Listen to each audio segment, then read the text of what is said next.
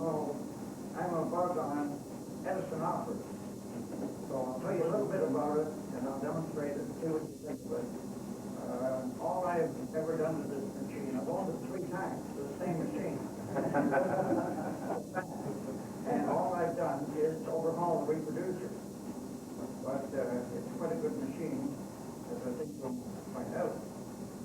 And don't be surprised if I've still got 4 machines, 4 operas in concert. It's the same machine, the opera in concert. And I don't want to be held to it, but I might put one into auction in the fall. So we'll start saving up the money. Well, during the 22 or 23 years I've been involved with phonograph, the opera was always considered the Cadillac of the phonograph. And one very knowledgeable fellow one time said that the opera was the pinnacle of Edison's phonographic achievement, and also the finest producer of recorded sound anywhere, which is right. Now, you shouldn't confuse the opera or concert. I'll tell you about the change of name in a minute. But with previous unsophisticated machines of Edison that were also called Edison and opera. What happened was that he got into a little legal trouble using the opera name. So in 1911, that's when the opera came out, November 1911. And in 1912, he changed it to concert. But it's the identical work. There was no change in the mechanism, whatever. Although they did let you have a different case. You could have an old case. And as a matter of fact, they also used a triumph case, and you can interchange the mechanism from a triumph to an opera and vice versa. I've never done it, but I know that you can do it. Now the opera has music master 1. This machine, as I say, I've owned it 3 times, twice from the same fellow. I sold it to him, and I bought it back when he wanted to sell it. I sold it to him again, I bought it back again, and then I sold it to another one of our members, out in Kingston way, and I bought it back from him recently. So it's actually been in the hands of 3 of our members, including myself, and now I've got it back. So, as I say, I won't promise, but there's a possibility that I'll put one of these machines in the auction in the fall. I'll just explain this to everybody.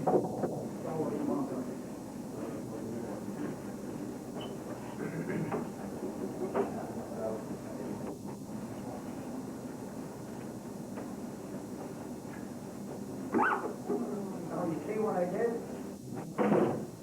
How did I do that? How I did that?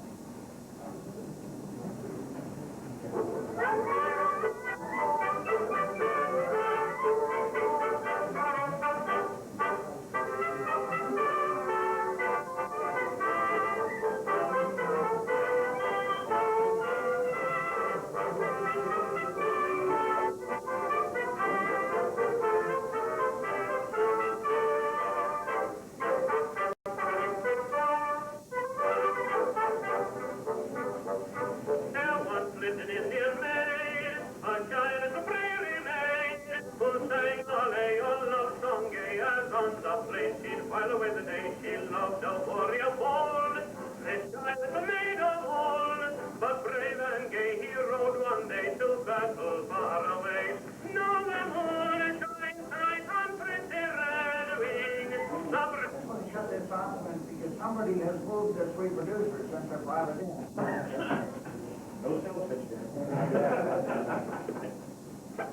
I don't know what that is. I brought a couple of different pieces today. The first one I'll demonstrate to you is this is an Edison home phonograph. This particular model was made in 1898. It was officially the first machine that was available to the general public if you don't include the spring motor machine or the electric machine, which are basically business machines. The home, as you know, is one of probably Edison's common machines. However, the suitcase home doesn't turn up very often because of its rarity and age. In those days, there were only really 4 models of domestic machines available: the spring motor, the gem, the standard, and the home. The home was the only machine that had a decal on the lid. And none of the other machines have any sort of identification on them as to what model they actually are, except for on the serial number. Now, every machine has a serial number, and in this case, they're designated with a letter. So whatever your serial number is on the model, it would be designated with the letter H, as in this one. H stands for home, and S for standard, and so on. They are strictly a 2-minute machine. Originally, these machines came with a reproducer called the automatic, and it's quite a rare reproducer. It has a glass diaphragm, and these were originally made not more for horn use, but for earpiece use. And you'll find when it plays, it's a very quiet machine, as they only were originally supposed to play brown wax cylinders, the ears. It has a shaving device on it for recording your own records, and it originally cost $40 to do. The record that I'm going to play on it is 2-minute indestructible because they sound a little better, but it is a very quiet machine.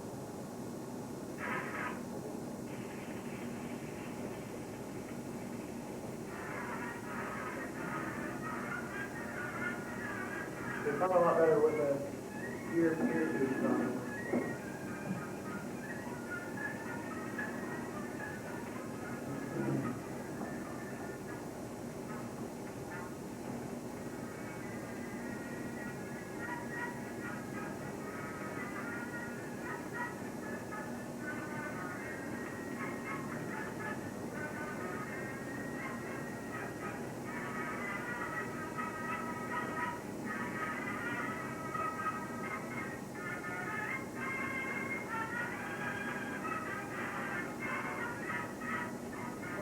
Fairly common machine. You don't see it often, but it's a common Columbia rhythm.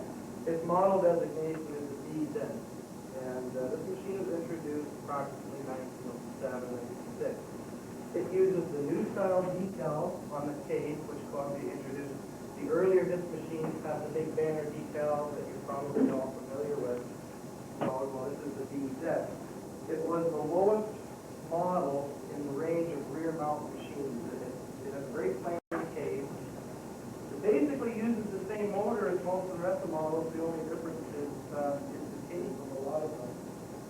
It has an unmarked reproducer, which is strange for this machine, as most reproducers on Columbia's are marked inside Columbia Phonograph Company. It was also available with 2 different types of horn. You can get this horn as it is now, or you can get it nickel plated. And either way, it's still a fairly good-looking machine. It has a single spring motor and a 2-bolt governor.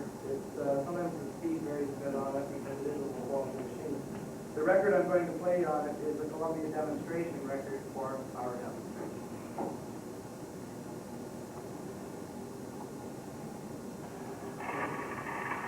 The purpose of this record is to demonstrate the Columbia double disc record. It is not offered for sale. Columbia double disc record. Music on both sides. A different selection on each side. 2 records at a few cents above the price of one. They may be played on any disc machine, the Columbia gramophone or the Singer talking machine, and they give you double value for your money, plain as daylight. The music of Columbia double disc records is the music itself, not merely our idea of wanting to make the people think music ought to be. You are assured of as perfect a record on each side of the disc as you ever bought before under any name at any price. Perfect in surface, perfect in tone, and extraordinary in durability.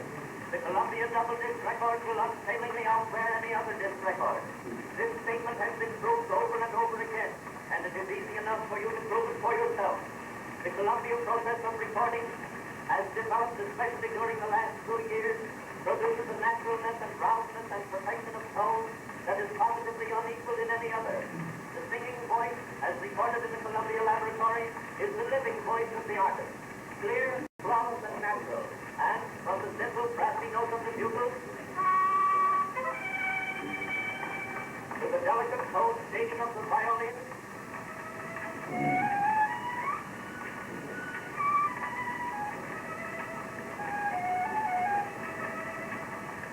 Columbia recording of instrumental music is marvelously true. Note the ringing clarity of the orchestra bells.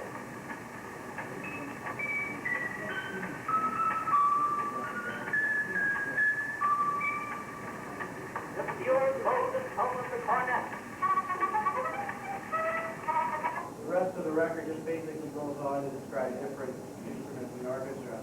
I find it quite interesting that they were also endorsing Victor products on that record, because in those days it was a very cloak and dagger business when company officials spent more time in the courts than on the sales floor. So I have one other thing I'd like to display to you. It's not a phonograph, but it's a music box. The only reason why I wanted to demonstrate it is because the piece I'm going to play is called the Berliner March. This is a German-made disc machine. It's called a Calliope, made in Leipzig, Germany. It uses a single comb. The interesting thing about this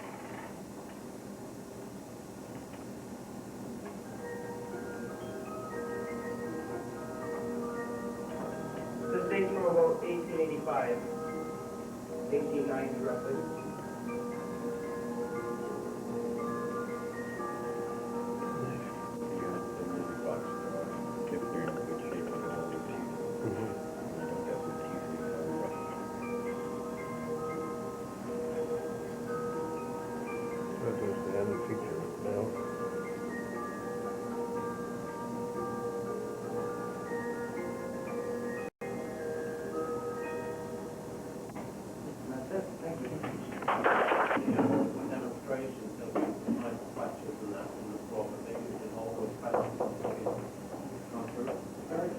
Could I add just one thing that I forgot? It's not unusual for someone my age to forget something. But the opera, at the time it was sold, from November 1911 until October 1913, it sold for $90, which at the rate of pay that people got at that time would take a man 6 weeks' pay to buy an opera. That's what a person would make in 6 weeks of that at that time. Seldom daring stuff, so I try to some information down here. Hope you bear with me, because it's quite a bit, and all of it doesn't pertain to the Starter machine other than the Belgian cylinder thing, okay? So, I'd like to say before I start, how I can go into the history of this machine, that information is hard to file because of the few words, sentences, or paragraphs to be found in any one source. Other sources gave conflicting information, and this all has to be transferred and sorted out. On the bed plate, sometimes called the top plate of this machine, in gold hand-printed letters are the words Chicago Talking Machine Company, Chicago. There is no other identification on it, and it appears there never was. This work is the Beltainer graphophone. At first we called these devices phonograph graphophones because they were machines for both recording speech and music and playing it back. That mouthful, as the name, was read too much to everyday use. It became properly known as a graphophone. After Thomas Edison invented his tinfoil phonograph in 1877, he turned his energies for the next 10 years into inventing an electric light bulb, generators, and ways to produce power and ways to distribute it. This was a period when many other companies worked on different ways to improve on Edison's tinfoil phonograph. One of these companies were the Beltainer Group. This group consists of Alexander Graham Bell, Dr. Chester Bell, a cousin of Alexander's, who came to America from the faculty of the University of London, England, as a chemistry expert. and Charles Sumner Taylor, who had acquired his scientific and electrical education at Charles Williams Shop in Boston.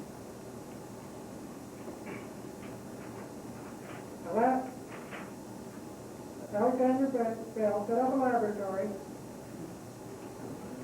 in Washington, D.C. in 1880. So the 50,000 francs, or the equivalent of $10,000 he received from the French government for his invention of the telephone. This lab was later referred to as the Bowman Laboratory. Two conical pivots on the graphical machine, rather than sliding on demand, those of Edison and Columbia cylinder machines that came later. The right-hand conical pivot is spring-loaded to enable the operator to pull out the plate and replace the screen.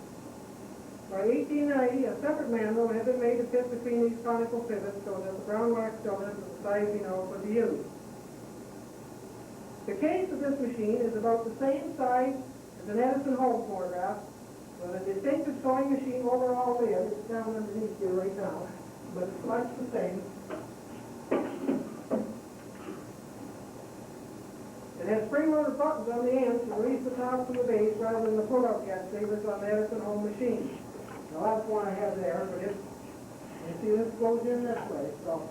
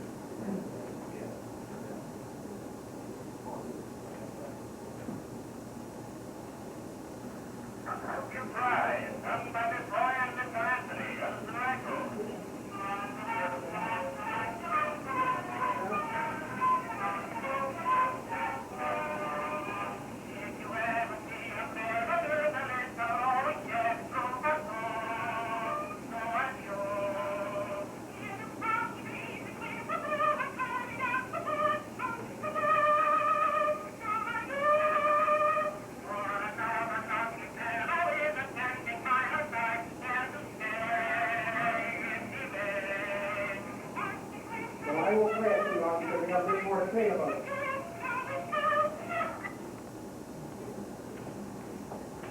Okay, what I brought today, there are two machines made both made in France. I think they're both made in Paris, France. Number one is the original tin coil made in Paris, France, around 1878. There isn't much known about this. Right. They were sold in France. The only markings on this machine is France. It's made by NCEG, that's the name of a company of the which were making photographs at that time. The rest of them had a piece of. That's all I know about it. The second one is the VHS rack number 2. It was made by Henry VHS, a clock maker from Paris, France. Clock being made by a clockmaker. The spring and gearing and size ready for table model clock, made in that period.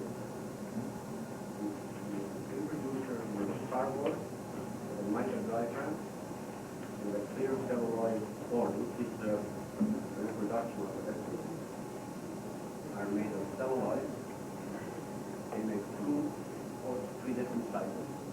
They are the same diameter, but they are shorter or longer than others, one at a time. They are made of celluloid, with over a breast number.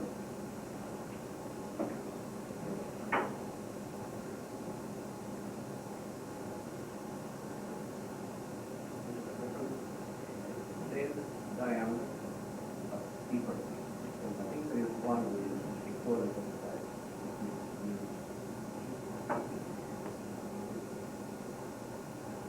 Every year made about 4 or 5 models for each small cylinder machine. They also made a talking clock and a talking dog. They were all made before or therefore about 1900. This machine is very moving, just like the weather. Sometimes it plays, sometimes it doesn't. Yesterday I played with it. Bigger cylinder and it worked out well. This morning I played this morning and it won't play at all. It won't play fast.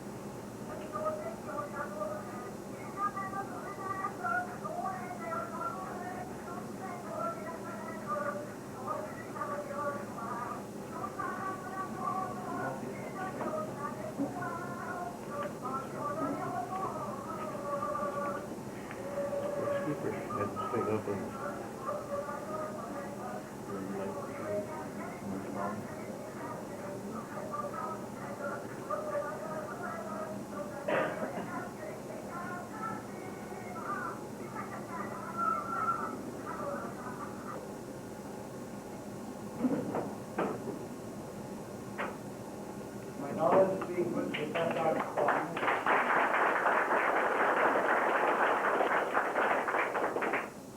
This is not my machine. This belongs to Horace. You asked me to say a little bit about it because he felt I knew more about it than you, but I won't say that for sure. So it's all just off the top of my head. This machine is marked as a graphophone, but technically it isn't. It was made by Columbia. This could be one of a couple of different models. I feel it's called, if it was a Columbia product, it would be a VKT, but I could be wrong on that. It's actually an Oxford machine, and the Oxford talking machines were sold by Sears and Roebuck in the early part of the century. They bought machines from Columbia, and basically they bought unmarked machines from Columbia and sold them as their own product. They were called Oxford. Most of your indestructible cylinders that you'll find out there today, like this one and such, aren't Columbia cylinders. They're actually either indestructible cylinders, which were bought by Columbia. This one does, and also the interesting thing about it is it uses the same stylus and the same reproducer for both types of records, which isn't done on just about anything else. As you know, with your Edison machines, with your 2 and 4 minute reproducers, there's radical differences in the stylus shape. And but Columbia developed a stylus that would play both 2 and 4 minute indestructible cylinders only. So don't try and play your wax cylinders on these because you'll bugger them up. But the other interesting thing about this machine is they borrowed the back bracket and tone arm and horn and elbow from the company's disc model. And this was done basically as a space saver.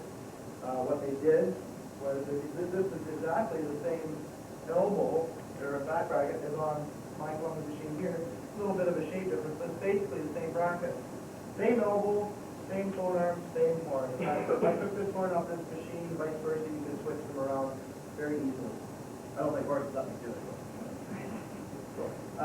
What happens when it moves is it has a sliding telescopic sleeve, so when it gets to the center, it compensates for the lack of distance.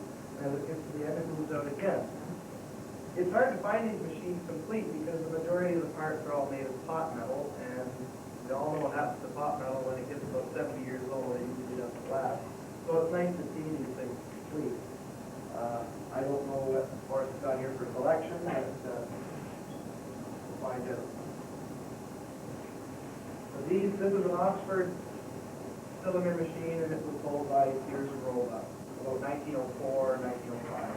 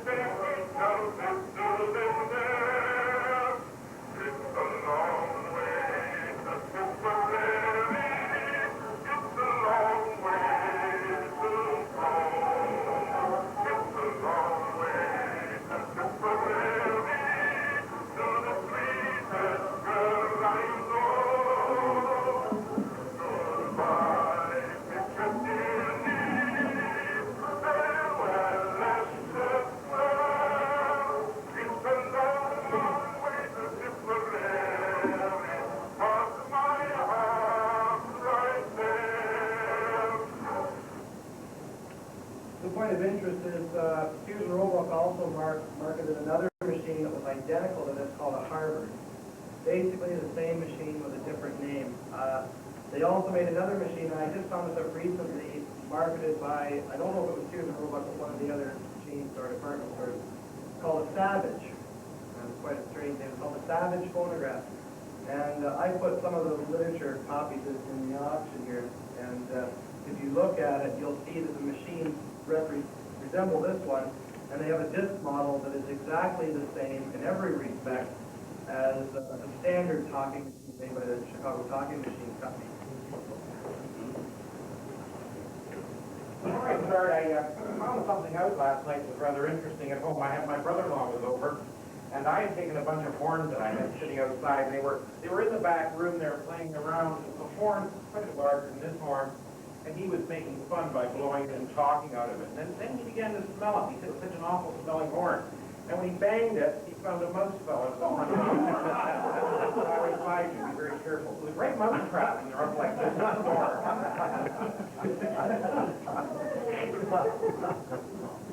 This particular machine is one that I acquired from the club. It's one machine that did come through this club. It was a machine that I always recognized for a period of time when I first joined the club as something that Bill Tarling would bring in for demonstration. And it was the club demonstration model. And I always remember seeing it over at Trace Main Park. Trace Main Park, and we used to meet over in Leaside at that time. And I really liked the machine. I didn't know much about the machine, but I thought it was a pretty looking machine. And slowly I crept in on Bill and took it from his collection. He has not bought it back. Unlike most of his other material, he's able to reacquire them through that, but it just never left my presence. Yeah, Bill might want to tell us how he acquired it. It was his machine, and he knows more about the history back. I bought this at an auction at Christie's in London, England, and actually carted that thing back. So that's how I got it. The machine itself, in research, I've actually done very little research on it. I thought it was an English machine, a parlophone machine, and in fact, their parlophone, it is a parlophone. It's a German machine, made in Germany, but the label affixed to it gives the impression that it is an English machine, but brought into England and marketed in that area. There were not many machines made by that company, as there were many different German companies. But from what I found, it was brought in about 1923 into England, and at the same time they introduced the parlophone records. And I think maybe that was more the driver, to have some machines upon which to play these records. And the parlophone record from 1923 was amalgamated into EMI with a bunch of other smaller companies in around 1931. So the machine has a very short history, but it's a German machine. In looking at the machine, the unusual part, I guess, is that the parlophone company was very anxious to produce a very elaborate case. This is not one of their really elaborate cases, but those of you who have the book, The Illustrated History of the Phonograph, would know the picture that appears of a very beautiful parlophone, the German machine, and they have some very beautiful kinds of models, gold plated and the like. I guess the nicest part of it would be the painting on the inside of the horn and the bevel glass that appears down, so you can actually see the mechanism below, which has a double spring drive into it. But it was, again, an imported machine, and there were many German companies. I guess the Germans we recognize as having many toy phonographs. They produced many different kinds. You often see them in shows and of that ilk. I brought one, I don't think there's much more to say about the machine. Obviously, it's an outside horn 78 player. But the record demonstrates, again, it was like a demonstration machine that Bill was using.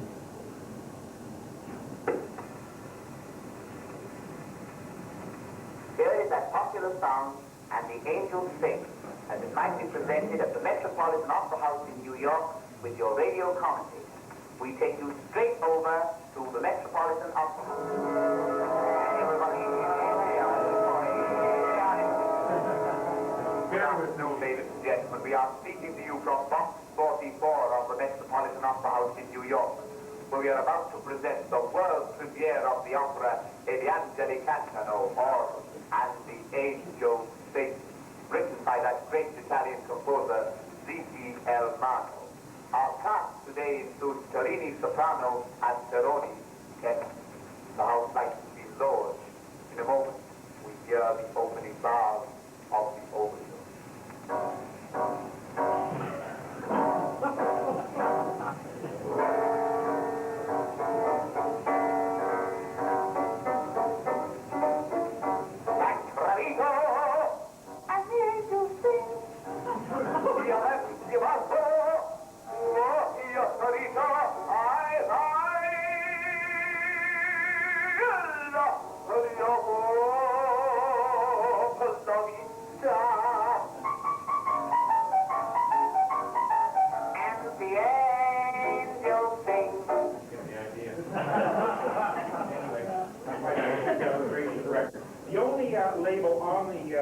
gramophone is a little brass plate with a number, with parlophone and 723. So I guess, I don't think they're large numbers, not rare, but large numbers produced.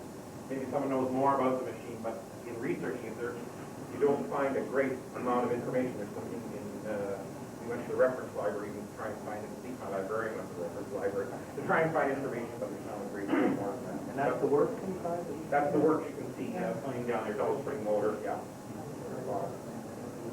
Thanks very much. I'd like to thank all the speakers once again for giving us a really interesting and informative demonstration of their machines that are around. So if you want to ask questions, have to have time, Ed.